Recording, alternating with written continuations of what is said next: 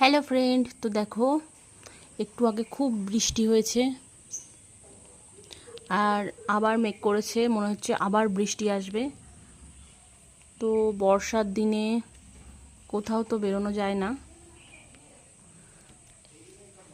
এই যে এখনই আবার বৃষ্টি চলে আসবে, ঘরে বসে বসে খুব বোরিং লাগছে, তাই ভাবলাম তোমাদের সাথে একটু এই ওয়েদারটা শেয়ার করা যাক, তাই জন্য ভিডিওটা করছি। তো তোমাদের কার কার এরকম বর্ষার ওয়েদার ভালো লাগে একটু জানিও। আমারও ভালো লাগে বর্ষার ওয়েদারে ঘরে থাকতে, তো ভালোই লাগে।